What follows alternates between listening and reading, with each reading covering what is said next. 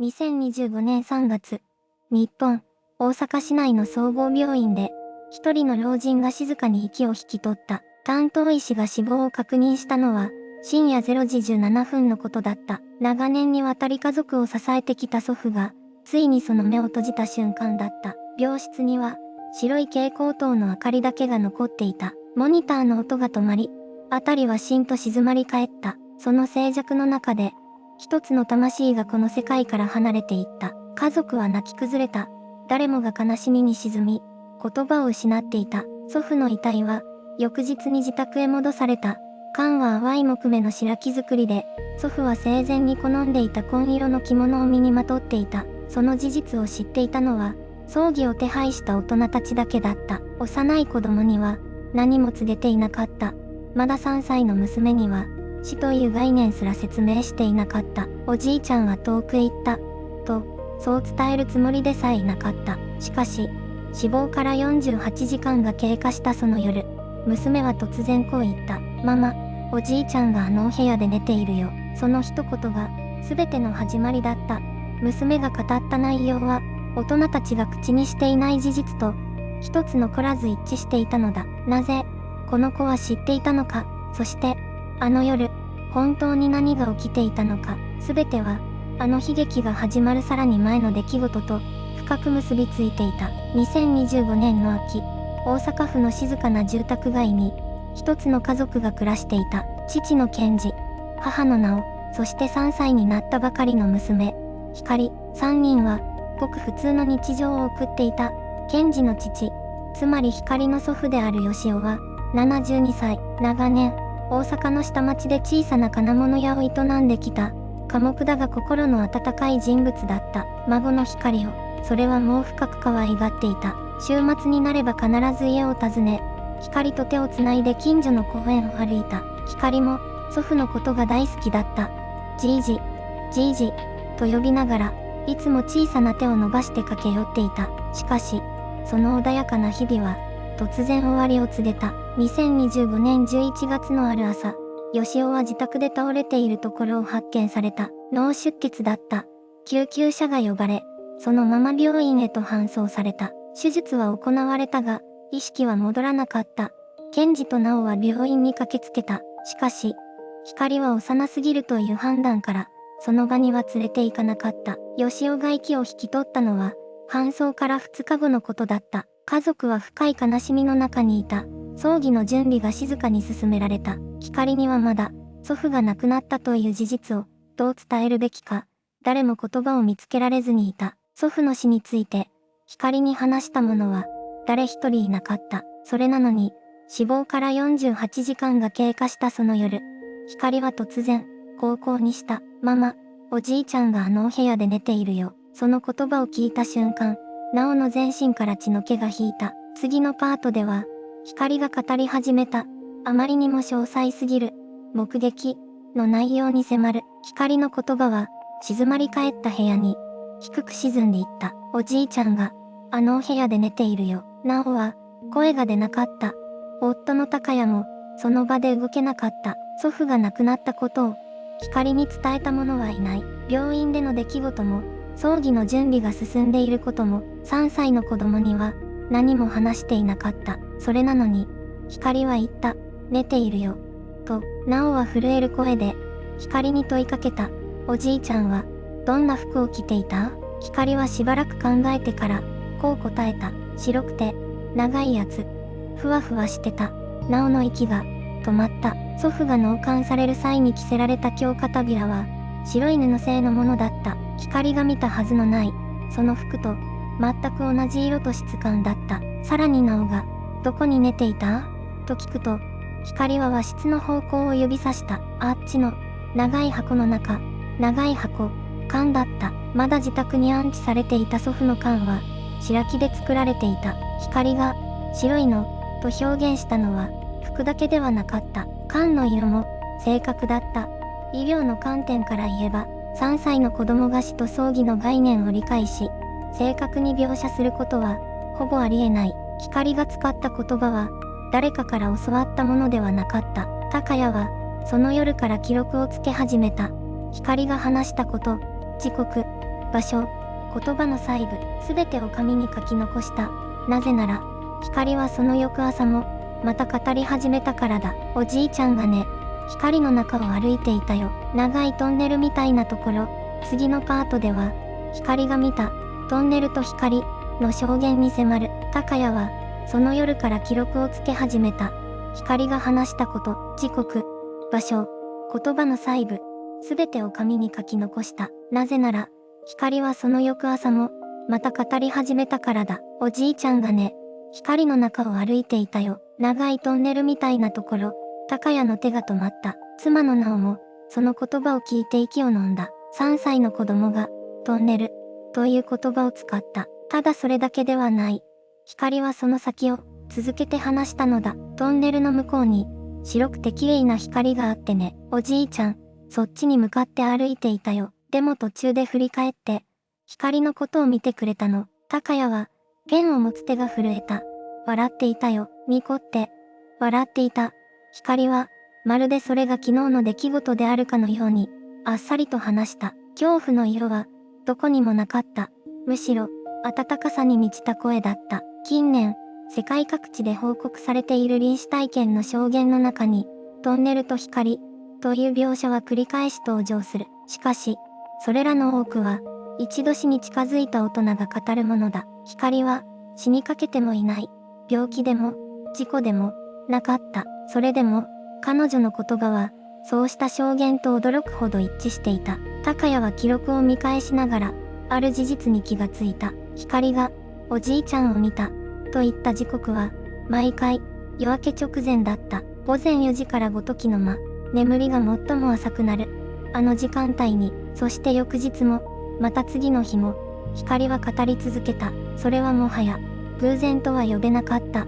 次回は、光の証言がある、教会、へと近づいていく。教会、それは、生と死の間にある、見えない一線のことだ。光は、その場所を知っていた。言葉にはできなかった。でも、確かに感じていた。ある夜、光は眠る前にこう言った。おじいちゃん、向こうにいる。向こう、とはどこか。高谷は優しく尋ねた。向こうって、どこ？光は少し考えてから、小さな手で窓の外を指した。あのね、光の部屋の外。でも、遠いところ、外でもなく、遠くでもない、そのどちらでもある。曖昧な場所、大人には理解できない感覚で、光は何かを正確に捉えていた。翌朝、光はまた語った。おじいちゃん、寝てた。でも、起きてた。寝ていた。けれど、起きていた。矛盾しているように聞こえる言葉だった。しかし、臨死体験を研究する専門家たちは、これと同じ表現を何度も記録している。意識は目覚めているが、肉体は動かない。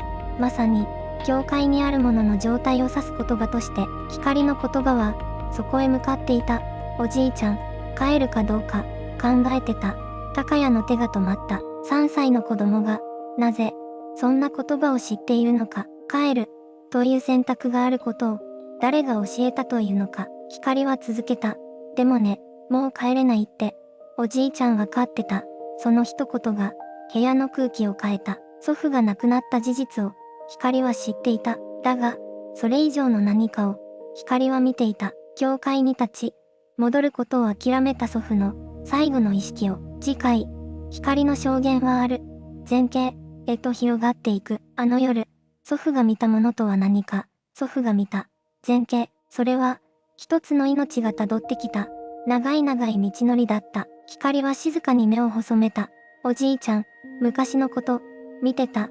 その言葉は、ぽつりと落ちるように出てきた。まるで、見てきたことを思い出すように、父親は思わず問い返した。昔のことを？どんなことを？光は少し考えてから、答えた。小さいおじいちゃん、走ってた。祖父が子供だった頃のこと、誰も光に話したことはない。写真すら、見せたことがなかった。それでも、光は見ていた。幼い祖父が、野原を走る姿を、人は死ぬとき、自分の人生を振り返るといい。走馬灯という言葉がある。生きた証が、光のように流れていく。あの瞬間のことだ。祖父は行く直前、何を見ていたのか。幼い日の自分、誰かとの別れ、大切にしていた。ありふれた日常。光が語る映像は断片的だった。だが、その一つ一つが確かな重さを持っていた。おばあちゃんもいた。笑ってた。光の声は穏やかだった。恐れるものは何もないように。父親は目の奥が熱くなるのを感じた。祖父が最後に見た景色の中に笑顔があった。それだけで十分だと思った。命の終わりは喪失だけではないのかもしれない。それは積み重ねてきた全てをもう一度だけ抱きしめる時間なのかもしれない。光はそっとつぶやいた。おじいちゃん、帰りたかったって。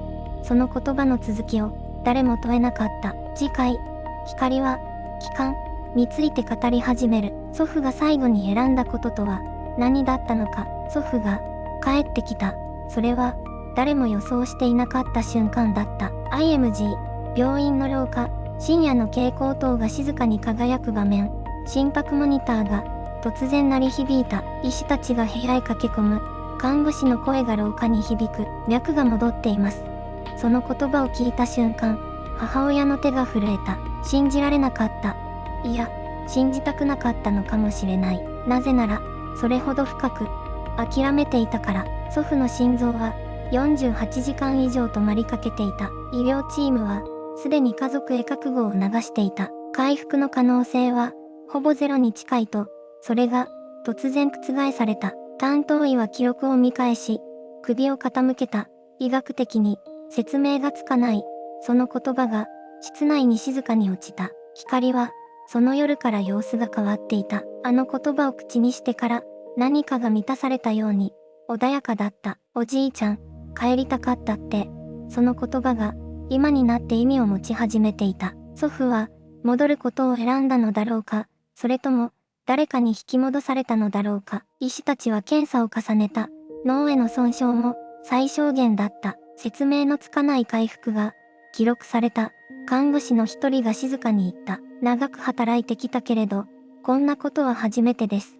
その言葉に誰も反論しなかった。病室に差し込む朝の光の中で、祖父はゆっくりと目を開けた。最初に見たのは光の顔だった。小さな手がシワだらけの手をそっと握った。言葉はなかった。それでも全てが伝わっていた。命が戻るとき、それは奇跡と呼ぶべきなのか、それともまだ果たされていない何かが人を引き止めるのか。次回、この体験は家族全員を静かに変えていく。光の言葉が残したものとは何だったのか。祖父が目を開けたあの朝から、家族の時間は静かに変わり始めた。最初に変わったのは父親だった。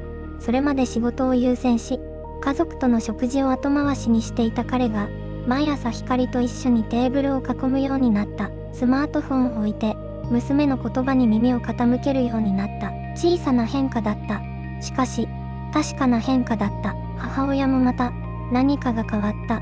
以前は死というものを、できるだけ遠ざけようとしていた。子供には見せてはいけないもの、話してはいけないこと、そう思い込んでいた。しかし、光はすでに知っていた。死が怖いものではなく、ただ別の場所にいることだと、3歳の言葉で教えてくれた。母親は涙をこらえながら言った。あの子に、私が教わった。と、祖父自身も、別人のように穏やかになった。以前は頑固で、感情を表に出さない人だった。しかし退院後、彼は光の手を握るたびに目を細めた。言葉少なく、ただ微笑む。それだけで、部屋の空気が柔らかくなった。担当医はこう記録した。臨死体験後の患者に見られる価値観の再編成が確認された。と、恐怖が消え、感謝が残る。競争よりも、つながりを選ぶようになる。多くの臨死体験者が語るこの変化が、この家族にも静かに訪れていた。光の言葉は、霊の存在を証明しただけではなかった。生きることの意味を、家族全員に問い直させた。3歳の子供が見たものは、一体何だったのか。科学はその問いに、どう答えようとしているのか。次回、研究者たちと霊的体験の間で、真実はどこに存在するのかを探っていく。科学は、この体験をどう説明しようとしているのか。